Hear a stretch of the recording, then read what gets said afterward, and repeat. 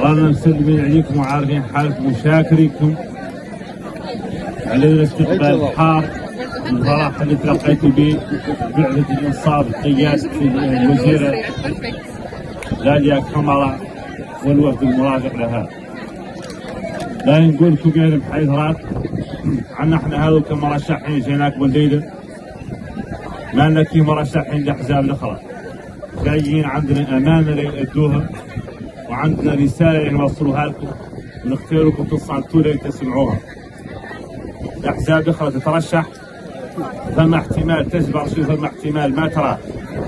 حزب الإنصاف جمهوري ثاني نظرا للإجماع الوطني اللي عدل محمد بن الشيخ القزواني ونظرا للإجماع النضالي اللي عدل حزب الإنصاف، النتيجة مسبقا واضحة ومكررة بالنجاح الباهر وخصوصا على مستوى بلدية الحيدرات وساكنة تيوليد وساكنة فرسيد وساكنة بالواخ.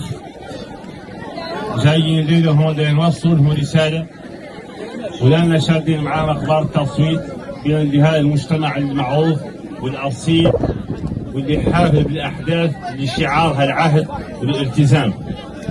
مسبقا التزامكم عاطل للمرشحين وعاطل للحزب ونتيجتكم عامل عليها. نعرض عن هذه البلدة ستكون نتيجتها 100% بالإنصاف، ستكون نتيجة مشاركتها 100% بالإنصاف. ولكن نختار نوصل لكم رسالة محمد بن الشيخ القزواني من خلال حزب الإنصاف ومن خلالي كمخيار حزب الإنصاف رئاسة المجلس الجهوي لولاية تنشيري.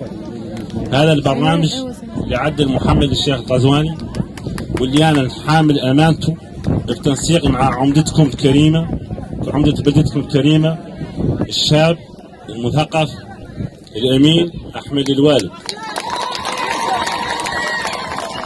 هذا بحيثرات احنا والتومة لا شيء واحد تحسوا به حاسين به كاملين، ودا نوضح لكم الحاس به من الشيء ما انكم حاسين به تعود تفقدون به نرجع به نزيد به رسالتي في المستقبل بعد الاستحقاقات في التطبيق. هذه بحيثرات التومة على 70 كيلومتر تابع ولاية تنشيري من محيط الأطلسي.